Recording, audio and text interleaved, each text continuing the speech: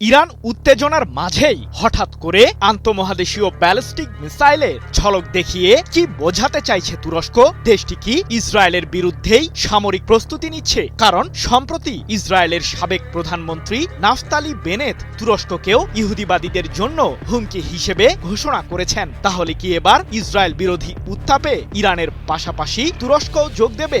যদিও সাম্প্রতিক সময়ে ইরানের বিরুদ্ধে যুদ্ধে যুক্তরাষ্ট্র ও ইসরায়েলের কড়া সমালোচনা করেছেন তুরস্কের প্রেসিডেন্ট রিসেপ তাইয়েব এরদোগান। প্রশ্ন হলো, কতটা শক্তিশালী হতে চলেছে তুরস্কের আইসিবিএম ক্ষেপণাস্ত্রটি?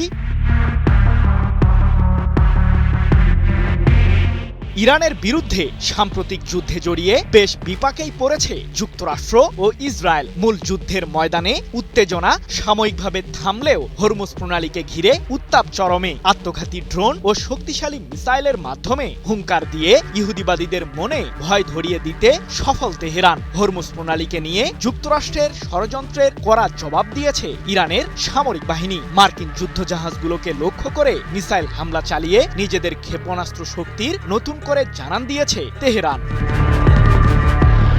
তবে মধ্যপ্রাচ্যে যে কেবল ইহুদিবাদীদের বিরুদ্ধে ইরান গর্জন দিচ্ছে এমনটি নয়। পাশাপাশি সামরিক প্রদর্শনী দেখিয়ে পারস্য উপসাগরীয় অঞ্চলে যুক্তরাষ্ট্র ও ইসরায়েল বিরোধী উত্তাপে যোগ দিয়েছে তুরস্ক।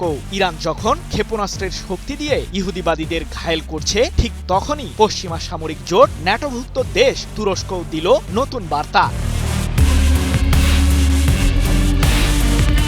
আত্মনির্ভরশীল হওয়ার পাশাপাশি মধ্যপ্রাচ্য এবং ন্যাটো মিত্রদের মাঝে একটি প্রধান প্রতিরক্ষা শক্তি হিসেবে নিজেদের অবস্থান সুদৃঢ় করেছে তুরস্ক। আন্তঃমহাদেশীয় ব্যালিস্টিক মিসাইল বা আইসিবিএম এর একটি মডেল উন্মোচন করে তুরস্ক ও ইসরায়েলকে রীতিমতো তাক লাগিয়ে দিয়েছে প্রেসিডেন্ট এরদোগানের দেশটি। এক প্রতিবেদনে এমন তথ্যই জানিয়েছে কাতার ভিত্তিক সংবাদ মাধ্যম আল জাজিরা। ইলদিরিমহান নামের এই আইসিবিএম ক্ষেপণাস্ত্রটি সর্বোচ্চ ৬,০০০ কিলোমিটার রেঞ্জের মাঝে শত্রুপক্ষের আস্তানায় নির্ভুল হামলা চালাতে সক্ষম বলে জানা গেছে। এতে ৩,০০০ কেজি ওজনের ওয়ারহেড বহন করা যাবে। তবে পশ্চিমাদের জন্য সবচেয়ে চিন্তার বিষয় হলো, শব্দের চেয়ে অন্তত ২৫ গুণ বেশি গতিতে ছুটতে পারা এই মারণাস্ত্রটি তুরস্ক থেকে উৎক্ষেপণ করলে তা ইউরোপ অঞ্চলেও পৌঁছাতে সক্ষম। যদিও ক্ষেপণাস্ত্রটির মডেল তুরস্কের প্রতিরক্ষা মন্ত্রণালয় উন্মোচন করলেও এটির পরীক্ষা ঠিক কবে চালানো হবে সে বিষয়ে কোনো তথ্যই জানায়নি আঙ্কারা। তবে সবচেয়ে গুরুত্বপূর্ণ প্রশ্ন হলো, তুরস্কের আইসিবিএম মিসাইল তৈরির বিষয়টিকে কেন তাৎপর্যপূর্ণ হিসেবে দেখছেন বিশ্লেষকরা?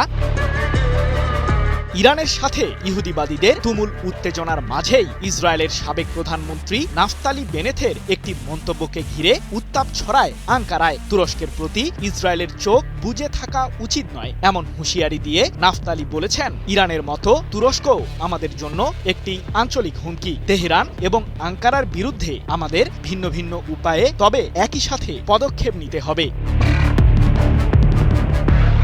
তাই তো বিশ্লেষকরা বলছেন, ইসরায়েলের আসন্ন আগ্রাসনকে ঘিরে পূর্ব প্রস্তুতির অংশ হিসেবেই নিজেদের সামরিক বাহিনীকে শক্তিশালী করছে তুরস্ক। আইসিবিএম ক্ষেপণাস্ত্রের মডেল উন্মোচনের মাধ্যমে সেই প্রস্তুতির জানান দিল আঙ্কারা। সৃজন মাহমুদ, নিউজ 24।